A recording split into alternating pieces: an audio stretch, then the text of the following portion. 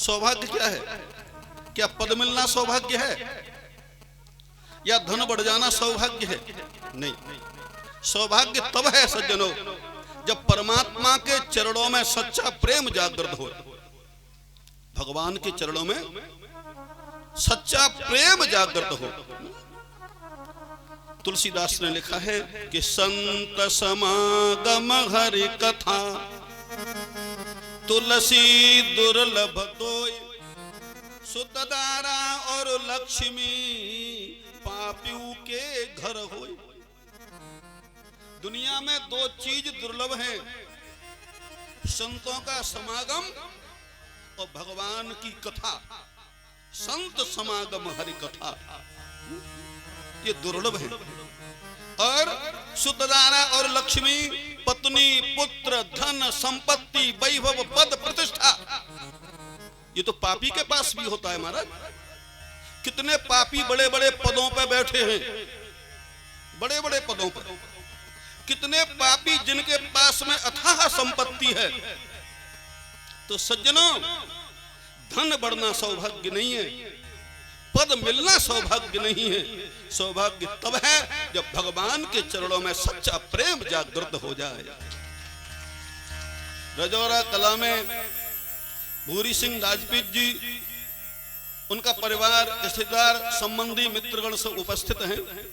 आपका बहुत बड़ा सौभाग्य है। देखिए, भगवान की कथा कराने का विचार ही तब आता है जब भगवान की कृपा हो जाती है। भगवान की कृपा के बिना सज्जनों हम सोच भी नहीं सकते कि भागवत करावेंगे। तो ईश्वर की ही प्रेरणा हुई कि आपके द्वारा एक बार फिर रजौरा कला में ये पवित्र महान कथा। भागवत कोई खेल नहीं है, भागवत कोई मनोरंजन नहीं है, भागवत वेदांत है सज्जनों। वेदोपनिषदानुसारा जाता भागवती कथा। श्रीमद् भागवत में वर्णन है कि श्रीमद् भागवत की कथा वेदों का और उपनिषदों का सार है। भागवत वेदांत है सज्जनों, भागवत खेल नहीं है। ईश्वर की बहुत बड़ी कृपा होती है तब कथा हो पाती है, धर्म हो पाता है। तुलसीदास बाबा ने लिखा है कि पाम दे एहि मार्ग सोई अति हरि कृपा जाय पर होई। धर्म के मार्ग में सज्जनों वही व्यक्ति पैर रखता है। कौन? अति हरि कृपा जाय पर होई। केवल कृपा नहीं, तुलसीदास ने लिखा अति हरि कृपा। जब भगवान की अति कृपा हो जाती है तब सज्जनों हमसे धर्म का काम हो पाता है। और भागवत के महात्म्य में लिखा है कि भाग्योदयेन बहुजन्म समर्जितेन शतसंगमं चलते पुरुषो यदा वै। भाग्योदयेन बहुजन्म समर्जितेन, जब भाग्योदय होता है, जन्म जन्मांतर के पुण्य उदय होते हैं, तब सज्जनों भगवान की कथा और सत्संग प्राप्त होता है। ये भाग्योदय हुआ है आपका। देखो, केवल भागवत के माध्यम से एक व्यक्ति का कल्याण नहीं होता। यहाँ पर जितने भी श्रोता कथा श्रवण करने के लिए आए हैं उनका भी कल्याण होता है। और भागवत के श्लोकों की गूंज जहां तक जाती है वहां तक सज्जनों वायुमंडल पवित्र हो जाता है, पूरा क्षेत्र पवित्र होता है। भागवत की इतनी बड़ी महिमा। तो भागवत के माध्यम से बड़ी महिमाएं आप सुन चुके हैं भागवत में पहले। भागवत क्या है? निगम कल्पतरोर गलितम फलम सुख मुखादमृत द्रव संयुतम पिबत भागवतम रसमालयम मुहुरहो रसिका भुवि भावुका। भागवत क्या है? निगम कल्पतरोर गलितम फलम। वेद रूपी कल्प वृक्ष का पका हुआ फल श्रीमद् भागवत है। माने वेद वृक्ष है और वेद रूपी वृक्ष का पका हुआ फल श्रीमद् भागवत महापुराण है। फल क्या होता है? फल होता है वृक्ष का निचोड़। भाई, फल वृक्ष का निचोड़ होता है। देखो, वृक्ष की रग रग में रस होता है, सब लोग जानते हैं। लेकिन जब तक वो रस फल के रूप में प्राप्त नहीं होता तब तक हम तुम उसका आस्वादन नहीं कर सकते, उसका आनंद नहीं ले सकते। भाई, मोह मीठा तो तभी होगा जब फल खाएंगे, मीठा फल है। और वृक्ष को खाओगे तो दांत टूट जाएंगे। अभी वृक्ष के तना को खाओ तो दांत टूटेंगे कि नहीं? वृक्ष के पत्ते खाएंगे तो मुंह कसेला हो जाएगा, लेकिन फल खाएंगे तो मुंह मीठा हो जाएगा। तो वेद वृक्ष है और वेद रूपी वृक्ष का पका हुआ फल भागवत है, माने वेदों का निचोड़। ध्यान देना, श्रीमद् भागवत क्या है? वेदों का निचोड़। वेदोपनिषदाम सारा जाता भागवती कथा, वेदों का सार। तो सज्जनों, ये दिव्य फल है। सुखदेव जी महाराज की जवान से बोला गया सबसे पहले, सुख मुखादमृत द्रव संयुतम। तोता जिस फल में चोंच लगा देता है वो बहुत मीठा होता है। सब गांव के आदमी सब जानते हैं इस बात को है। जिस फल में तोता चोंच लगा दिया, तो सुखदेव जी महाराज तोता हैं। सुखदेव जी महाराज की जवान से ये फल निकल चुका है, बहुत मीठा हो गया, अमृत द्रव संयुतम। इसलिए पिबत भागवतम रसमालयम, इस भागवत रस को पियो। हालांकि आप व्यास गद्दी से ये बात सुन चुके हैं, इसे पियो। पीने का मतलब क्या है? पन्ना घोर के पीना नहीं। पीने का मतलब सज्जनों ये है कि जैसे हम कोई चीज पीते हैं उसका असर हमारे शरीर पे आता है। पानी पीते हैं असर आता है, दूध पीते हैं शरीर बलवान हो जाता है, और अभी विष पी लें तुरंत असर आएगा। माने कोई भी चीज हम पीते हैं उसका असर हमारे शरीर पे आता है। तो श्रीमद् भागवत महापुराण को इस प्रकार सुनो कि इसका असर हमारे जीवन में आ जाए। महाराज देखो, कथा सुन के वैसे ही रहेगा तो कथा सुनने का कोई फायदा नहीं है। व्यास जी 5 घंटा कथा सुना रहे हैं, आप लोग समय निकाल करके, मतलब हर व्यक्ति व्यस्त है, लेकिन फिर भी आप समय निकाल करके यहाँ आ रहे हो और 5 घंटे रोजाना कथा सुन रहे हैं, फिर भी हम वैसे के वैसे रहिए, तो कथा सुनने का कोई लाभ नहीं। लाभ सज्जनों तब है जब इसका हमारे जीवन में असर आ जाए, हमारे जीवन में इसका असर आ जाए। हम अपने देवी देवताओं को, अभी व्यास गद्दी से आप सुन रहे थे कि माता पिता का हमें सम्मान करना चाहिए। अभिवादनशीलस्य नित्यम वृद्धोपसेविनम चत्वारि तस्य वर्धन्ते आयुर्विद्या यशो बलम। अभी आपने सुना श्लोक। माता पिता का सम्मान करने से, और देवियां सुने सास ससुर का सम्मान करने से, बड़े बुजुर्गों का सम्मान करने से, उनको प्रणाम करने से 4 चीज बढ़ जाती हैं, आयु, विद्या, यश और बल। तो भागवत आप सुन रहे हैं, सुनने का फल कब मिलेगा? जो आप इन सब बातों को अपने जीवन में उतारे। घर में लड़ाई झगड़ा बंद हो, माता पिता का सम्मान हो, सास ससुर का सम्मान हो, बड़े बुजुर्गों का सम्मान हो। आजकल गांवों में पालती बंदी चल रही है, एक क्षण की जिंदगी का पता नहीं महाराज, एक क्षण जिएंगे कोई जानता है? 2 बातन को याद रख, यदि चाहत कल्याण नारायण एक मौत कर दूजे श्री भगवान। कल्याण चाहते हो तो 2 बात का स्मरण करते रहना। 2 ही सत्य हैं दुनिया में, एक मौत एक भगवान। मृत्यु निश्चित होगी और भगवान निश्चित है। मृत्यु निश्चित होगी और भगवान निश्चित है। यदि मृत्यु का स्मरण करोगे तो हो सकता है कि बुरे काम नहीं हो। तो ध्यान रखना, ये सब पार्टी बंजी सब छोड़ करके परमात्मा के चरणों में सच्चा प्रेम करिए। माता पिता सास ससुर के चरणों में प्रेम करिए। और यदि आपने अपने बुजुर्गों के प्रति सम्मान शुरू कर दिया तो आपने इसे पी लिया।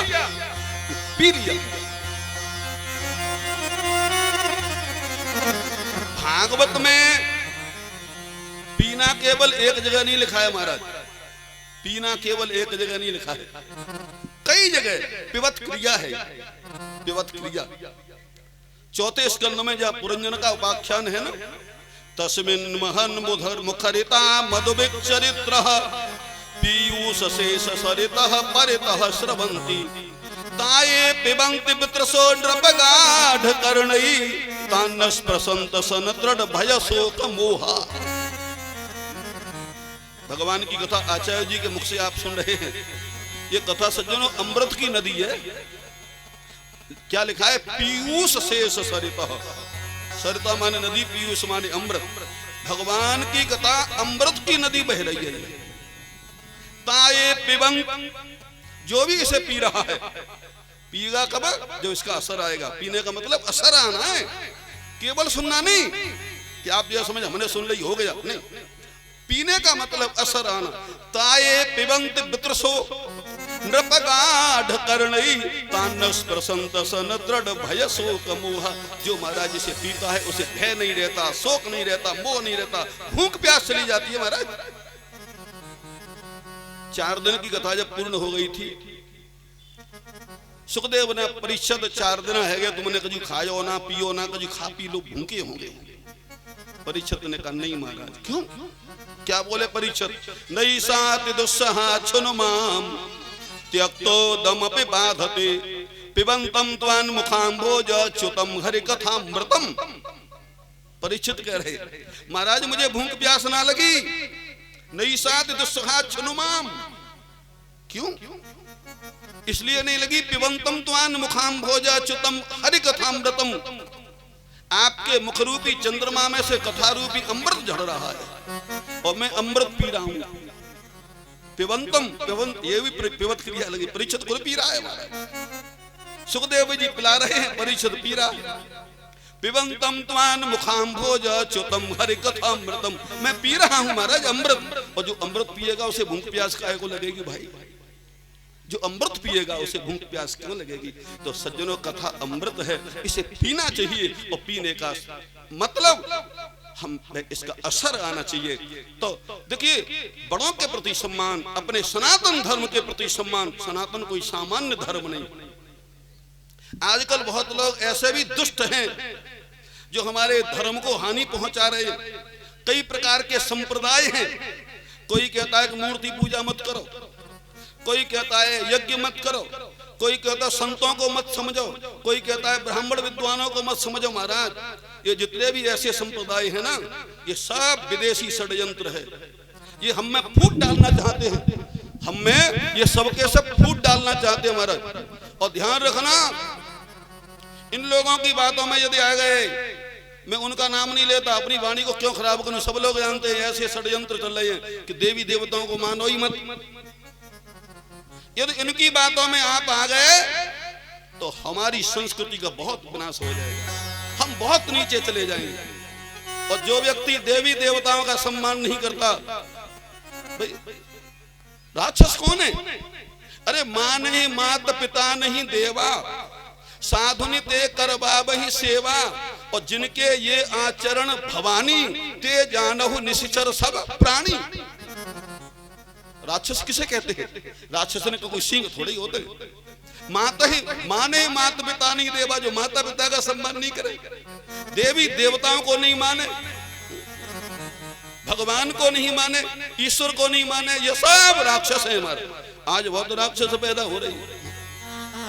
और ध्यान रखना, अपने देवताओं की निंदा कोई करता हो तो कान से भी मत सुनो। कान से भी आप में शक्ति हो तो उससे लड़ाई लड़ो, कोई निंदा करता हो तो। और शक्ति नहीं तो कानों में उंगली लगा लो, चले जाओ। लेकिन अपने देवता की निंदा, तुलसीदास बाबा ने लिखा है, अरे हरिहर निंदा सुनहि जो काना, ओ हरि हरि निंदा सुनहि जो काना, हरिहर निंदा सुनहि जो काना, हरि निंदा सुनहि जो काना, कोई पाप गौ घात समाना, कोई पाप गौ घात समाना, कोई पाप गौ घात समाना, कोई पाप गौ घात समाना। अपने देवताओं की निंदा, भगवान विष्णु की निंदा, शंकर जी की निंदा जो कान से सुनता है उसे गौ हत्या का पाप लगता है। कोई भी आपसे देवी देवताओं की निंदा करता मिले उसे कान से मत सुनना कभी। तो ही आपने भागवत को पिया है नहीं, कथा सुनने से फायदा क्या है? आजकल आपने देखा होगा कई लोगों ने रामायण को जलाया। ये राक्षस हैं, राक्षसों का काम है, पहले से काम चला आ रहा। आपने सुना होगा, अखबार में पढ़ा होगा, कुछ राक्षस प्रवृत्ति के लोगों ने रामायण जलाई। और ध्यान रखना, ये लोग कभी नहीं जला सकते हमारे ग्रंथों को। रावण ने हनुमान जी की पूंछ को जलाने का प्रयास किया था तो महाराज पूंछ नहीं जली, लंका जल के नष्ट हो गई। तो जो लोग हमारे ग्रंथों को जलाना चाहते हैं, हमारे ग्रंथ नहीं जलाएंगे, ये खुद नष्ट हो जाएंगे, ये जल जाएंगे, ये भस्म हो जाएंगे। सज्जन हमारे ग्रंथ कोई सामान्य ग्रंथ नहीं है, हमारी संस्कृति कोई सामान्य संस्कृति नहीं है सज्जनों, ये बड़ी दिव्य और महान है। भागवत की कथा आप सुन रहे हैं, कथा केवल सुनने के लिए मैं बार बार कहता हूं, भागवत की हर कथा हमें कोई ना कोई शिक्षा देती है। आप आचार्य हरिओम जी के द्वारा सुन रहे हैं, कोई खेल नहीं है। श्लोकबद्ध कथा हो रही है महाराज, और पोथी की कथा हो रही है, आप देख रहे पन्ना की कथा चल रही है और श्लोकबद्ध कथा है। मेरे गुरु परंपरा में ये आता है कि गुरुजी कहते थे कि व्यास गद्दी पे बैठने का अधिकार केवल उसे है जो कम से कम 50 श्लोक बोल करके व्याख्या कर दे। इतनी क्षमता हो, इतनी क्षमता यदि नहीं है तो व्यास गद्दी पर बैठने का अधिकारी नहीं है। तो ध्यान देना सज्जनों, इतना अधिकार यदि किसी को हो तो ही व्यास गद्दी पर बिठावे, नहीं तो वो अनधिकारी है। इतिहास पुराणा नाम वेद शास्त्र विधिम बिना केवला हेतु की भक्ति उत्पाता यही कल्पति, ऐसा लिखा है।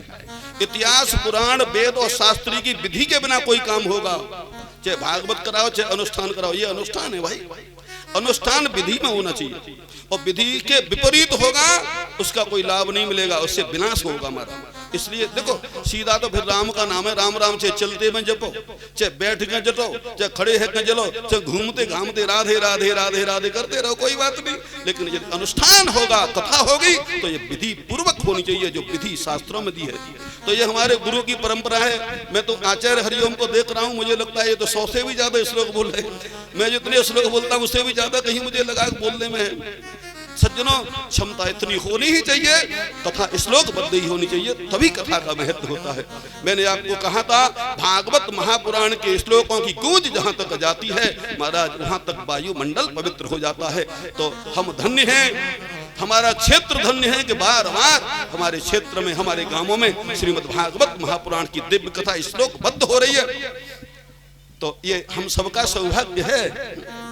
तो अब की बार फिर, अब मैं ज्यादा नहीं बोलूंगा, बहुत कथा सुननी है आपको। हाँ, मैंने तो आपके सामने खूब कथा सुनाई हुई है, और पीछे धौलपुर में भी कथा हुई ही थी है? तो आप सब लोगों का बड़ा भारी प्रेम रहा है। सज्जनों, मैं केवल यही चाहता हूं कि भागवत केवल सुनने के लिए नहीं है, भागवत समाज के सुधार के लिए है। भागवत के माध्यम से समाज सुधरना चाहिए, समाज में संगठन होना चाहिए, माता पिता बड़े बुजुर्गों पर आस्था होनी चाहिए, अपने धर्म और अपनी संस्कृति के प्रति अटूट प्रेम, अटूट विश्वास होना चाहिए, अपने देवी देवताओं पे पूरा विश्वास होना चाहिए, तो कथा है। और हम वैसे के वैसे रहे तो कथा का प्रयोजन सिद्ध नहीं हो सकता सज्जनों। इसलिए हम सबका कर्तव्य होता है कि परमात्मा के चरणों में सच्चा प्रेम रखें, सच्चा भाव रखें, सच्ची भक्ति रखें। और देखो प्रेम से ही तो भक्ति का लक्षण, मैंने अभी आप भागवत में सुन रहे थे, गोपी गोभी इंद्रिय ही पिबत कृष्ण रसम यासा गोपी, भाई जो अपनी प्रत्येक इंद्री से कृष्ण रूपी रस को पिया उसे गोपी कहते। रासलीला की कथा आपने सुनी है, जो कि महाराज ईश्वर और जीव का मिलन का दिव्य प्रसंग है। ये कोई खेल थोड़ा ही है, ये बड़ी बड़ी महान कथाएं हैं, इनमें बहुत बड़े रहस्य समाये हुए हैं। तो बड़े बड़े विद्वान मर गए, हम तो होते कौन है महाराज, हम तो होते कौन है, एक एक प्रसंग की गहराई नहीं नाप पाए। ये समुद्र है, और समुद्र नहीं, समुद्र से भी गहरा है। हो सकता है समुद्र की गहराई नप जाए, हो सकता है, लेकिन ये ग्रंथ कितने गहरे हैं बड़े से बड़े विद्वान नहीं जानते। मैंने आपको कहा था भागवत से आपने सुना है 18 पुराणों में केवल भागवत पुराण ऐसा है जिसमें पहले श्रीमद लगा हुआ है। सबसे बड़ा स्कंद पुराण है, 81,000 श्लोक है स्कंद पुराण में, लेकिन उसमें श्रीमद नहीं लगी है। दूसरे नंबर का पद्म पुराण है, पद्म पुराण में 55,000 श्लोक हैं, लेकिन उसमें भी श्रीमद नहीं लगा है। चाहे शिव पुराण का, चाहे ब्रह्मांड पुराण का, चाहे विष्णु पुराण का, चाहे नारद पुराण का, चाहे अग्नि पुराण का, किसी में श्रीमद नहीं है। केवल भागवत महापुराण ऐसा पुराण है जिसमें श्रीमद लगा। क्यों? श्रीमद् भागवतम पुराण तिलकम यद वैष्णवानाम धनम। ये सज्जनों पुराणों का तिलक है, पुराणों का राजा है, इसलिए श्रीमान शब्द से विभूषित है। ये कोई सामान्य ग्रंथ नहीं है। भागवत के माध्यम से केवल हमारे देश में नहीं, हमारे देश के विद्वान विदेशों में जाकर के भारतीय सनातन धर्म का प्रचार कर रहे हैं। ऐसा श्रीमद् भागवत महापुराण है। आप लोग बड़ी श्रद्धा भाव से सुन रहे हैं, और आपकी श्रद्धा को तो मैं पहले से देख ही चुका हूँ। यहाँ सब बैठे हैं, हमारे नेताजी हैं, बहुत दूर दूर तक लक्ष्मण प्रसाद नेताजी, जगदीश प्रसाद जी बहुत दूर दूर तक दोनों जोड़ी कथाएं सुनती रही हैं और राजा खेड़ा क्षेत्र तक ये हमारी कथा सुनने गई हमारा। ये सब आप 2 बार कथा सुनाई चुका हूं ना, हम आपको पता ही है। तो सज्जनों, आप लोगों का बहुत प्रेम रहा है और आचार्य हरिओम जी को भी आपने बहुत प्रेम दिया है। और मैं ईश्वर से प्रार्थना करता हूं हरिओम जी के द्वारा इसी प्रकार श्लोकबद्ध कथा होती रहे और लोगों का अच्छा उपदेश प्राप्त होता रहे और आप सब लोग खूब प्रसन्न रहे। अंत में ज्यादा न कह करके ईश्वर से केवल एक ही प्रार्थना करता हूँ, सर्वे भवन्तु सुखिनः, सर्वे सन्तु निरामयः, सर्वे भद्राणि पश्यन्तु, मां कश्चित् दुख भाग भवेत्। सब सुखी रहें, सब निरोगी हो जाएं, सब धनवान हो जाएं और ईश्वर की ऐसी कृपा रहे कि बार बार ऐसे कार्यक्रम हमारे क्षेत्र में होते हैं, श्लोकबद्ध कथाएं होती हैं हमारे। तो बस इतना ही कह करके आप लोगों ने अभी भी बहुत सब लोगों ने मिलकर के इतना स्वागत कर दिया ब्याह।